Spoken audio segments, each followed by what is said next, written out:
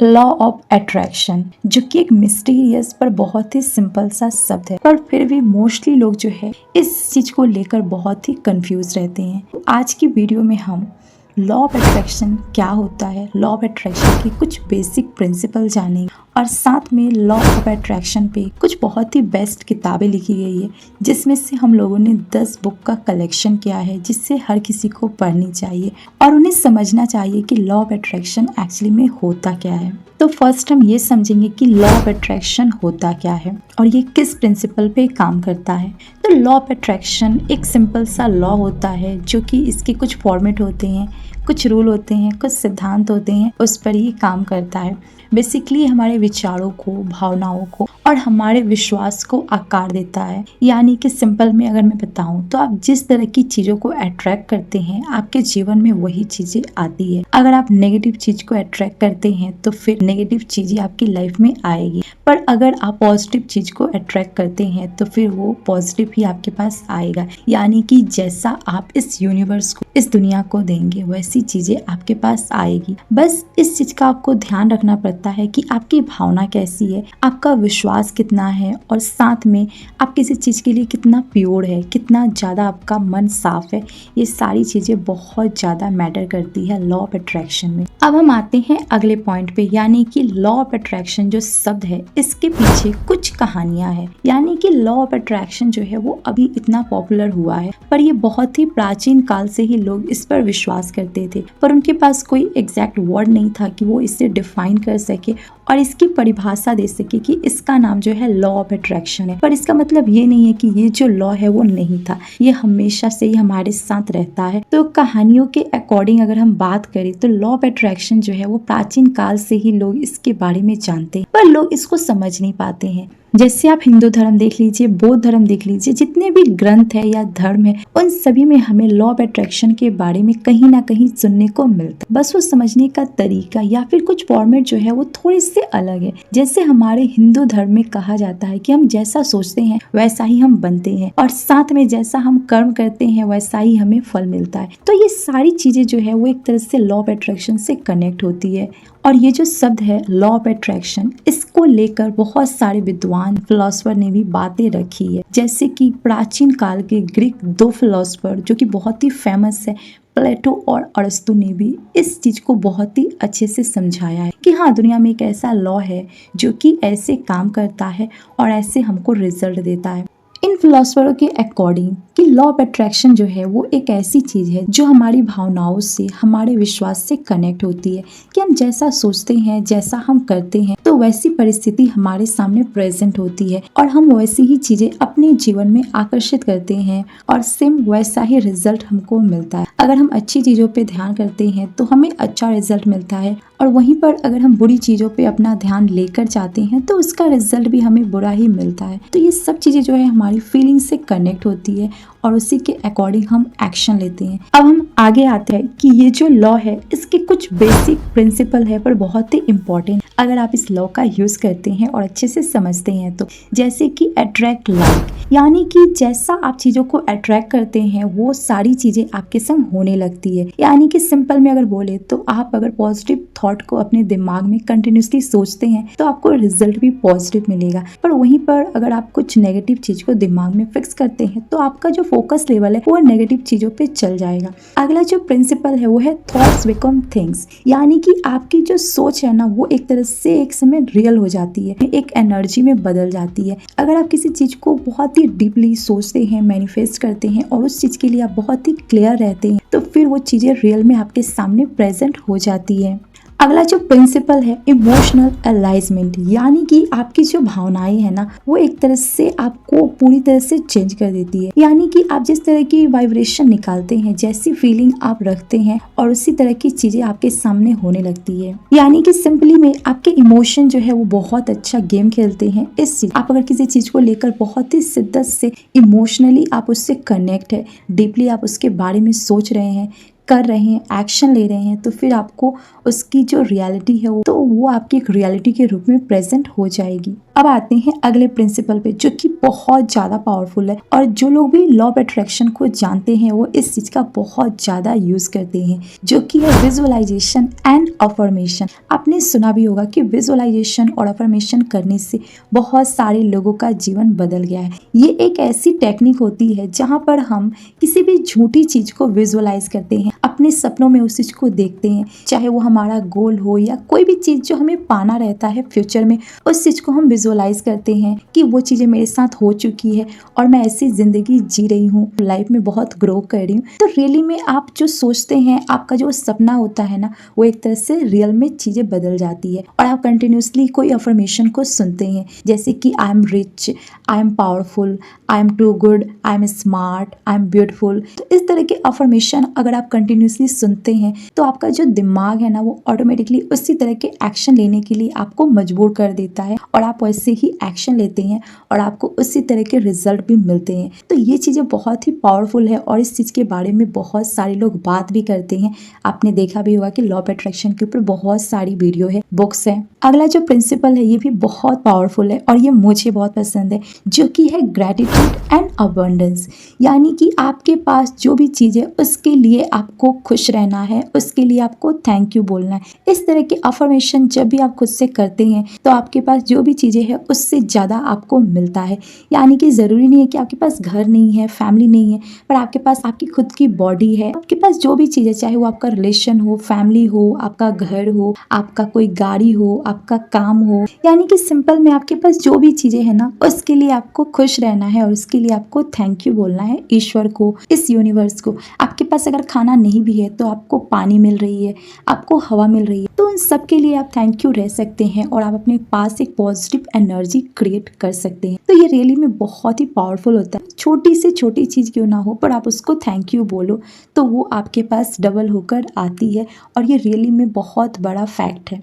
और आप मुझे कमेंट में ज़रूर बताना कि आप अपनी डेली लाइफ में ग्रैटिट्यूड का कितना ज़्यादा यूज़ करते हैं और कितना ज़्यादा आपको फ़ायदा होता है। आप मुझे कमेंट में ज़रूर बताना। आते हैं हम अगले पॉइंट की, जो कि बुक्स की कलेक्शन है कि लॉ ऑफ अट्रैक्शन के ऊपर बेस्ट किताबें कौन कौन सी है जिसे हमें पढ़ना चाहिए। तो पहली जो किताब है जो कि लॉ ऑफ अट्रैक्शन को बहुत ही ब्यूटीफुली प्रेजेंट करती है वो है the secret by Rhonda Byrne. ये जो किताब है ये दुनिया की सबसे पॉपुलर किताबों में से एक है, जिसमें बहुत ही इजी वे में लॉ ऑफ अट्रैक्शन को बताया गया है। किस तरह से आपकी जो पॉजिटिव थिंकिंग है, आपका जो विजुअलाइजेशन है, वो आपको किस तरह से सफलता देता है, खुशी देता है, चाहे वो कोई भी एरिया हो लाइफ का, उसमें आपको सक्सेस देगा। और एक तरह से लाइफ के प्रिंसिपल को समझाया गया है और खुशी क्या होती है, ग्रैटिट्यूड क्या होता है, कैसे किसी चीज को अट्रैक्ट कर सकते हैं, हम अपने ग्रैटिट्यूड को कैसे प्रेजेंट कर सकते हैं, हम ग्रैटिट्यूड के द्वारा अपनी लाइफ में कैसे खुशी को और ज़्यादा बढ़ा सकते हैं। ये सारी चीज़ें बहुत ही ब्यूटीफुली एक्सप्लेन किया गया है इस किताब में। अगली जो किताब है ये भी बहुत ही फेमस है, जो कि है the power of your subconscious mind, जिसे जोसेफ मॉर्फी ने लिखा है। ये जो किताब है हमें ये दिखाती है कि हम अपने सबकॉन्शियस माइंड का यूज करके अपनी लाइफ में कितना ग्रो कर सकते हैं। हम अपने विचारों को बदल के अपनी लाइफ के हर एरिया को सुधार सकते हैं, अपने बिलीफ सिस्टम को हम चेंज कर सकते हैं और नई चीज़ों को हम अट्रैक्ट कर सकते हैं। हम अपने हेल्थ, पैसे, खुशी और रिलेशन में भी चेंजेस ला सकते हैं। जस्ट अपने बिलीफ सिस्टम को चेंज करके, अपने सबकॉन्शियस माइंड का यूज करके हम बहुत ही ग्रो कर सकते हैं अपनी लाइफ में। यानी कि हमारा जो सबकॉन्शियस माइंड है वो बहुत ही पावरफुल है और इससे हम कोई भी चीज करा सकते हैं। बस इस पे हमें विश्वास रखना है और सही डायरेक्शन में इसको ले जाना है। तो ये हमारे लिए वो सारी चीजें दे सकता है जो भी हम सोचते हैं और जो भी हम पाना चाहते हैं। अगली जो किताब है ask and it is given. ये जो किताब है एथर जेरी हेग के द्वारा लिखा गया है। ये भी किताब जो है लॉ ऑफ अट्रैक्शन पे फोकस करती है। ये किताब आपको ये सिखाती है कि आपका जो डिजायर है उसको आप सही रूप से कैसे प्रेजेंट कर सकते हैं। कुछ स्पिरिचुअल स्ट्रेटेजी बताई गई है, आप एक तरह से पॉजिटिव चीजों को कैसे अपनी लाइफ में अट्रैक्ट कर सकते हैं। और इस किताब में पॉजिटिव थिंकिंग के ऊपर 22 स्ट्रेटेजी और प्रोसेस बताया गया है, जिसका यूज करके आप लॉ ऑफ अट्रैक्शन को बहुत ही इजीली समझ सकते हैं और लाइफ के हर एरिया में आप ग्रो कर सकते हैं, उसको बेहतर बना सकते हैं। अगली जो किताब है यू आर द दास जिसे जेन सिस्रो ने लिखा है। ये जो किताब है इसमें राइटर यानी कि जेन सिस्रो ने स्वयं इस चीज को रियलिटी में होते हुए देखा है। अपने जीवन में उन्होंने लॉ ऑफ अट्रैक्शन का यूज किया है और उन सभी एक्सपीरियंस को उन्होंने लिखा है और बिना बकवास किए उन्होंने लाइफ के ऊपर अपने व्यू पॉइंट को बहुत ही अच्छे से एक्सप्लेन किया है। और उनके जो भी रीडर्स है उनको उन्होंने ये सिखाने की कोशिश की है कि सेल्फ डाउट को हम कैसे कंट्रोल कर सकते हैं, कैसे हम लाइफ में रिस्क ले सकते हैं और लाइफ में ग्रो कर सकते हैं। और बहुत ही ब्यूटीफुल कहानियों के माध्यम से उन्होंने इस लॉ ऑफ अट्रैक्शन को समझाने की कोशिश की है। अगली जो किताब है the science of getting rich, जिससे वॉलेंस डी वॉल्टन्स ने लिखा है। ये जो किताब है इसे 1910 में पब्लिश किया गया था और ये किताब एक क्लासिकल बुक है। फोकस किया गया है कि आप साइंस के तरीकों को यूज करके आप पैसों को कैसे अट्रैक्ट कर सकते हैं और क्या प्रिंसिपल आप यूज करेंगे जिससे आप पैसों को आकर्षित कर सकते हैं। ये ज्यादा बड़ी नहीं है पर काफी अच्छी है और पैसे को कैसे आप अट्रैक्ट कर सकते हैं साइंस के कुछ प्रिंसिपल का यूज करके उस चीज को यहाँ पर बताया गया है। अगली जो किताब है ये बहुत ही अच्छी है। ये किताब मैंने भी पढ़ा है और ये काफी अच्छी है, जो कि है द मैजिक, जिसे रोंडा ब्यूरिंग ने लिखा है। ये जो किताब है एक तरह से द सीक्रेट किताब का ही एक तरह से फॉर्मेट है, जिसमें आप एक तरह से ग्रेटिट्यूड को प्रेजेंट करते हैं। इस किताब में 28 दिन के कुछ रूल्स दिए गए हैं जिसको आपको 28 दिन प्रैक्टिस करना है और रेगुलरली करना है। 28 दिन आपको बिना रुके करना है और आपके पास जो भी चीजें हैं उसके लिए आपको थैंक यू फील करना है और लाइफ में आप जो भी चाहते हैं उसके लिए आपको ग्रेटिट्यूड प्रेजेंट करना है कि वो चीजें जो है आपकी लाइफ में पहले से है। तो ये एक तरह से मैजिकल रूप से आपकी लाइफ को बदल देगी अगर आप इस 28 दिन की प्रैक्टिस को कंटिन्यूसली करते हैं। ये स्ट्रैटेजी इस किताब में बताई गई है। अगली जो किताब है इस किताब को भी बहुत सारे लोगों ने पढ़ा है, जो कि थिंक एंड ग्रो रिच, जिसे नेपोलियन हिल ने लिखा है। यह किताब भी बहुत ही अच्छे से समझाई है लॉ ऑफ अट्रैक्शन की, पर हाँ उसने डायरेक्टली लॉ ऑफ अट्रैक्शन को नहीं बताया है। पर इस किताब में नेपोलियन हिल जी ने 20 साल अपना दे दिया एक तरह से उन लोगों पर रिसर्च करने में जो कि एक तरह से लाइफ में सफल थे, जो बहुत ही लाइफ में सफल थे और उनकी सफलता की जो हैबिट थी वो बहुत ही कॉमन थी। उस चीज को उन्होंने नोट किया और इस किताब में लिखा है और उन्होंने 20 साल इस चीज को समझने में दिया कि जो सक्सेसफुल लोग होते हैं उनके अंदर क्या चीजें हैं जो उन्हें सबसे अलग बनाती है और सक्सेसफुल बनाती है। तो इस किताब में उन्होंने बताया है कि कैसे आपकी जो इच्छा है, आपका जो विश्वास है और आपका जो संकल्प है किसी चीज को लेकर, अगर ऐसी भावना आपके अंदर है तो आप रियली में सक्सेसफुल होते हैं। तो ये बुक जो है कहीं ना कहीं से इनडायरेक्टली जो है लॉ ऑफ अट्रैक्शन को बहुत ही ब्यूटीफुली प्रेजेंट करती है। जो भी लोग सफल हैं उनकी लाइफ के एक निचोड़ को दिखाया गया है इस किताब में। अगली जो किताब है द वॉटेक्स, इस किताब को एथिक्स एंड जेरी हैग ने लिखा है। अभी ऊपर में इनकी एक और किताब के बारे में हम लोगों ने बात किया था जिसका नाम था ask and it is given, और ये जो किताब है इनकी दूसरी किताब है।